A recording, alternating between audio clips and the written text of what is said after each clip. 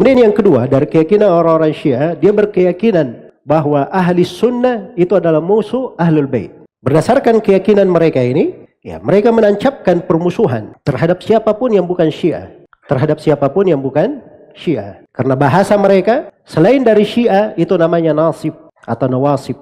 Namanya nawasib. Nawasib itu katanya adalah orang yang memusuhi ahlul bait. Karena itu disebutkan oleh syekh mereka, yang mereka sebut sebagai alimnya, ahli tahqiqnya, orang yang sangat teliti di tengah mereka. Ya, katanya namanya Husain bin Muhammad Al-Usfur Al-Bahrani. Dia punya kitab judulnya Al-Mahasin An-Nafsiyah. Dikatakan di situ, bal akhbaruhum alaihimussalam tunadi bi anna an-nasib huwa ma yuqalu lahu indakum sunniyan wala kalama fil murad bin nasib hum ahlut tasannun. Jadi mereka katakan bahwa tidak ada silam pendapat di kalangan, di kabarnya, di semua riwayat dari imam ahlul bait bahwa nasib itulah yang disebut sunni. Itu nawasib. Mereka yang disebut sebagai sunni. Dan ucapan ahlul bait seperti itu, bahwa mereka adalah orang yang mengikuti sunnah. Jadi permusuhan mereka terhadap an-nawasib itu luar biasa. Ya, karena itu di buku An-Nasb wan Nawasib karya Muhsin Al-Muallam, dia sebutkan di situ satu judul bab. Judulnya An-Nawasib fil ibad akthar min mi'ati nasib. Nawasib di tengah hamba-hamba itu lebih dari 200. Di antara mereka yang nawasib,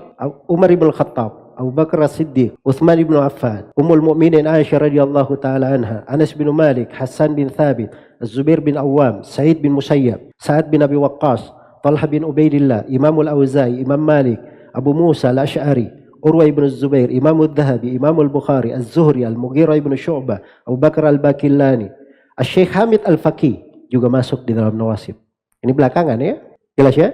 Sebelumnya perlu diketahui oleh Ustadz ini bahwa istilah nasibi bukan istilah yang ada di mazhab Syiah saja. Dia merupakan istilah umum yang digunakan pula oleh ahlu sunnah dan selainnya. Oleh karena itu, sebaiknya kita mengenal dulu definisi nasibi yang disepakati oleh ahlu sunnah dan Syiah. Tidak seperti Ustadz ini yang hanya menukil pendapat satu orang lalu mengeneralisir seakan-akan itu pendapat Syiah seluruhnya. Definisi nasibi menurut ulama besar Syiah dalam kitab At-Tanqih karya Sayyid Al-Khu'i, salah satu ulama Imamiyah, jilid 3 yang diterbitkan oleh Muassasah Al-Khu'i Al-Islamiyah, cetakan keempat tahun 2009 Masehi, halaman 69. Sayyid Al-Khu'i berkata, nasibi adalah kelompok yang terlaknat, yang menegakkan permusuhan dan menampakkan kebencian kepada Ahlul Bait alaihimussalam.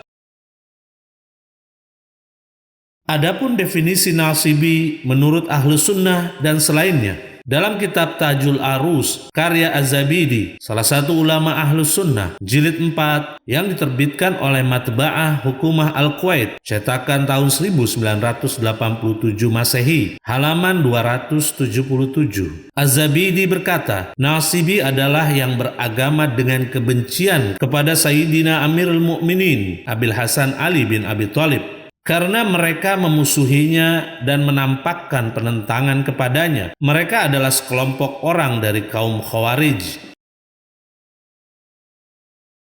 Mari kita lihat pengertian nasibi yang dinyatakan oleh Imam Ustadz tersebut, yaitu Ibn Taimiyah. Dalam kitab Majmu Fatawa, karya Ibn Taimiyah, salah satu ulama rujukan kelompok Wahabi, jilid 3, halaman 154. Ibn Taimiyah berkata, dan juga dari jalur para nasibi yang menyakiti Ahlul Bait. Kami tegaskan, yang menyakiti Ahlul Bait, baik dengan perkataan maupun perbuatan. Namun mereka tidak mengomentari apa yang terjadi di antara para sahabat.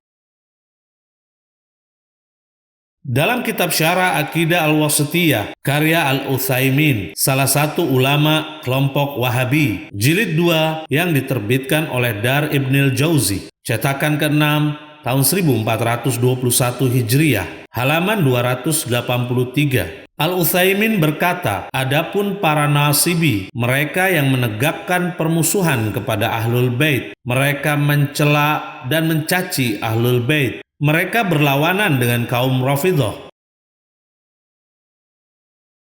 Sekarang mari kita lihat siapakah yang dituduh nasibi oleh Imam Ustadz tersebut, yaitu Imam Az-Zahabi, salah satu murid Ibn Taimiyah. Dalam kitab Syiaru A'lamin Nubala karya Az-Zahabi, jilid 3 yang diterbitkan oleh Muassasah Ar-Risalah, cetakan kedua tahun 1982 Masehi, halaman 128. Az-Zahabi berkata, Muawiyah telah meninggalkan banyak orang yang mencintainya dan berlebihan terhadapnya, juga mengutamakannya. Hal ini disebabkan karena Muawiyah memberikan mereka kekuasaan, lembut terhadap mereka, juga memberi banyak hadiah, atau disebabkan mereka lahir di negeri Syam dalam keadaan mencintainya dan mendidik anak-anak mereka akan hal itu. Di antara mereka terdapat sekelompok kecil sahabat Nabi Shallallahu Alaihi Wasallam. Kami tegaskan, sekelompok kecil sahabat Nabi Shallallahu Alaihi Wasallam dan sekelompok besar dari kalangan tabi'in dan tokoh-tokoh mulia. Mereka ikut berperang bersama Muawiyah melawan penduduk Irak dan tumbuh di atas kenasibian. Kami tegaskan, tumbuh di atas kenasibian, yaitu kebencian kepada Imam Ali alaihissalam. Kita berlindung kepada Allah dari hawa nafsu.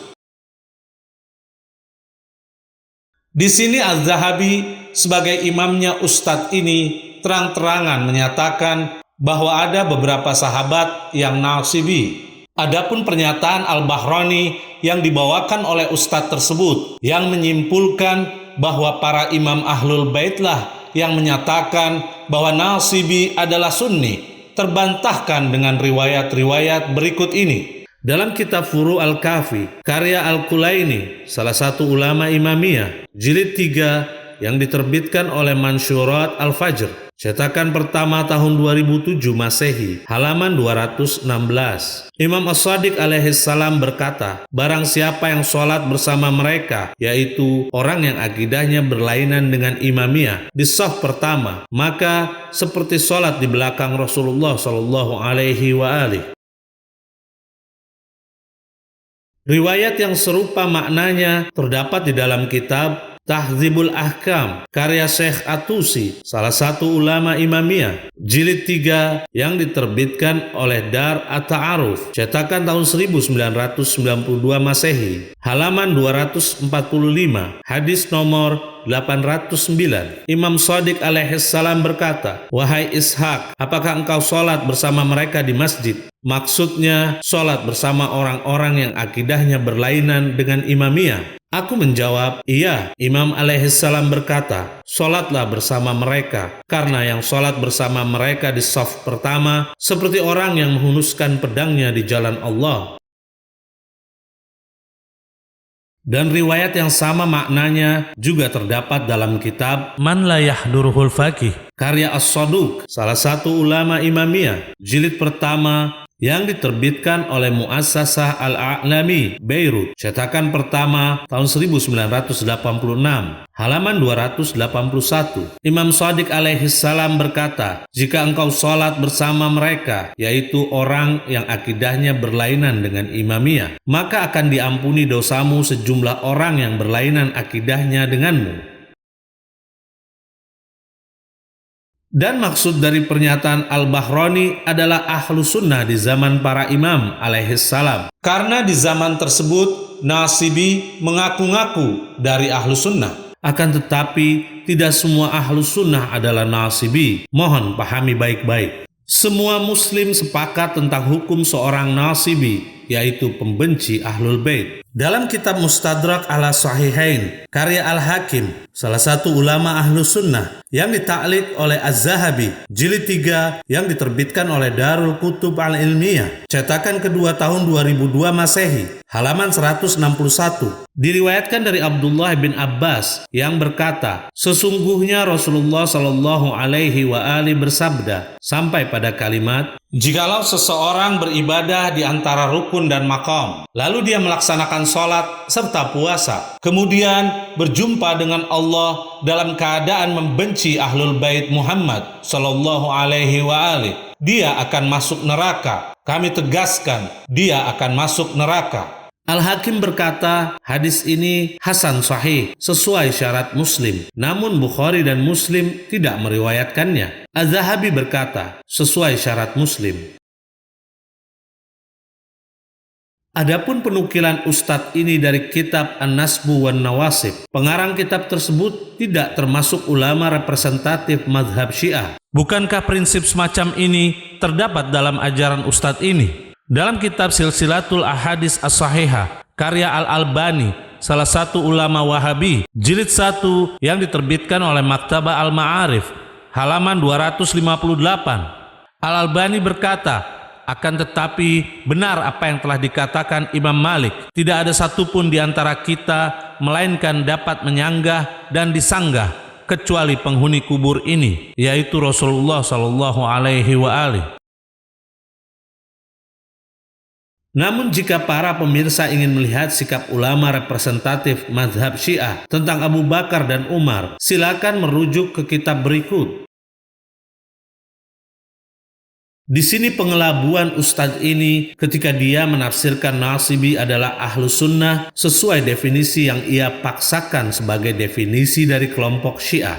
Padahal Syiah dan ahlu sunnah sepakat bahwa Nasibi adalah bukan ahlu sunnah. Justru sebaliknya, menurut keyakinan Andalah, Asy'ariyah dan Maturidiyah merupakan kelompok sesat, bahkan kafir. Dalam kitab Naqdu Aqaidil Asy'ariyah wal Maturidiyah karya Al-Ghamidi, salah satu ulama Wahabi, yang diterbitkan oleh Dar Atlas Al-Khadra, cetakan pertama tahun 2009 Masehi, yang di dalamnya membicarakan tentang Asy'ariyah pada halaman 8. Selanjutnya Al-Ghamidi berkata, orang yang bodoh akan hakikat mazhab ini kebanyakan menduga bahwa pertentangan dengan mereka adalah hal kecil. Sampai pada kalimat, bahkan sampai ada yang menjadikan ahlu sunnah 3 kelompok, yaitu Salaf, Asy'ariyah, yang sebagian besar muslim di Indonesia adalah pengikutnya, dan Maturidiyah. Dia telah memasukkan kedua mazhab tersebut ke dalam ahlu sunnah, dan ini adalah pernyataan batil serta klaim bohong, karena mereka, yaitu Asy'ariyah dan Maturidiyah, bukan termasuk ahlu sunnah. Dalam kitab Al-Irsyad ila Sahihil I'tiqad karya Shaleh Al-Fauzan, salah satu ulama Wahabi, jilid pertama yang diterbitkan oleh Kerajaan Arab Saudi, cetakan kedua tahun 1412 Hijriah, halaman 121.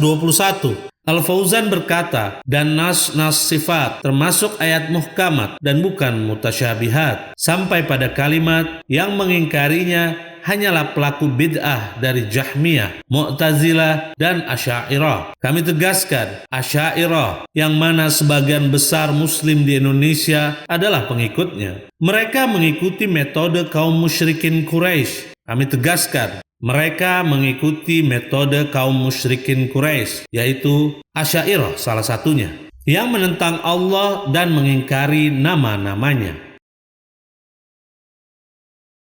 Dalam kitab Syarhul Aqidah Al-Wasithiyah karya Muhammad bin Ibrahim Al-Syekh, salah satu ulama Wahabi, cetakan kedua tahun 1428 Hijriah, halaman 25, Muhammad bin Ibrahim Al-Syekh berkata, dengan pandangan-pandangan ini kita dapat mengetahui kekafiran kelompok Al-Mu'attilah lebih besar dibandingkan kekafiran kelompok Al-Mumatsilah. Di antara kelompok Al-Mu'attilah adalah Mu'tazilah, karena mereka menetapkan nama-nama Allah namun menafikan sifat-sifatnya. Mereka berpendapat bahwa nama-nama Allah tidaklah memiliki makna, tidaklah menunjukkan kecuali kepada zatnya saja. Dan cabang dari mereka adalah Asy'ariyah, yang sebagian besar muslim di Indonesia adalah pengikutnya, yang menisbatkan diri kepada Abul Hasan Al-Asy'ari padahal dia berlepas diri dari mereka. Dan yang serupa dengan mereka yaitu Al-Maturidiyah. Maksudnya adalah kelompok Asy'ariyah telah mengaku-ngaku sebagai pengikut Abul Hasan Al-Asy'ari padahal beliau berlepas diri dari mereka. Inilah pernyataan dari ulama Wahabi tersebut.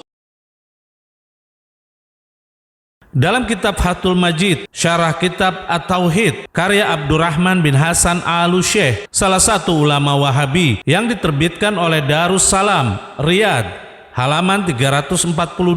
Berkata Abdurrahman bin Hasan Al-Syekh, sedangkan Ar-Rahman adalah nama dan sifat Allah. Nama ini menunjukkan bahwa rahmat adalah sifat Allah dan itu adalah sifat kesempurnaan. Karena kaum musyrikin menentang salah satu nama Allah, yaitu salah satu nama yang menunjukkan kesempurnaan Allah Subhanahu wa taala. Sampai pada kalimat, sesungguhnya Jaham bin Safwan dan pengikutnya meyakini bahwa nama-nama Allah tidaklah menunjukkan kepada sifat Allah. Hal ini diikuti pula oleh sekelompok oknum dari Mu'tazilah, Asy'ariyah yang sebagian besar muslim di Indonesia adalah pengikutnya, dan selain mereka. Karena itu, banyak dari ulama Ahlus Sunnah, maksudnya adalah Wahabi, yang mengkafirkan mereka. Kami tegaskan, Mu'tazilah dan Asy'ariyah kafir menurut Wahabi. Dalam kitab Fatawa A'immah An-Najdiyah Haula Qadayal Ummah Al-Masyiriyah min Syekh Muhammad bin Abdul Wahhab ila Syekh Ibn Baz, jilid 1 yang diterbitkan oleh Maktabah Ar-Rushd, cetakan kedua tahun 2007 Masehi, halaman 514. Disebutkan dalam kitab ini, orang yang pertama menyimpan pendapat yang mengingkari sifat Allah di dalam Islam adalah Al-Ja'ad bin Dirham di awal tahun 102, dan mazhab busuk ini dianut oleh Al-Jahm bin Safwan, dan dia berdakwah dengan ajaran tersebut. Kepadanya lah mazhab Jahmiyah dinisbatkan, yaitu kepada Jahm bin Safwan. Kemudian mazhab Jahmiyah ini berpindah kepada Mu'tazilah dan Asy'ariyah. Kami tegaskan, berpindah kepada Asy'ariyah yang dianut oleh sebagian besar kaum muslimin di Indonesia. Inilah riwayat mazhab mereka, yaitu kembali kepada keyakinan Yahudi, As-Sabi'in, dan kaum musyrikin. Kami tegaskan, kaum musyrikin. Perlu para pemirsa ketahui, ciri khas dari Ahlus Sunnah adalah tidak mengkafirkan kelompok lain, sebagaimana yang telah dilakukan oleh kelompok ustadz ini. Dalam kitab At-Tabsir Fid Din, karya Thohir bin Muhammad Al-Isfarayini, salah satu ulama Ahlus Sunnah yang diterbitkan oleh Alamul Kutub, cetakan pertama tahun 1983 Masehi, halaman 186, berkata Al-Isfarayini, di antaranya adalah Ahlus Sunnah sepakat di antara mereka tidak saling mengkafirkan. Kami tegaskan, tidak saling mengkafirkan, dan tidak ada pula di antara mereka perbedaan yang mewajibkan berlepas diri atau pengkafiran. Jelas sudah ciri khas Ahlus Sunnah tidak saling mengkafirkan. Berbeda dengan kelompok ustadz ini yang telah kami sebutkan sebelumnya, bahwa mereka mengkafirkan Ahlus Sunnah yang sesungguhnya. Karena itu, bagaimana kelompok ustadz ini dapat digolongkan sebagai Ahlus Sunnah? Silahkan para pemirsa menilai, siapakah yang mudah mengkafirkan kelompok lain.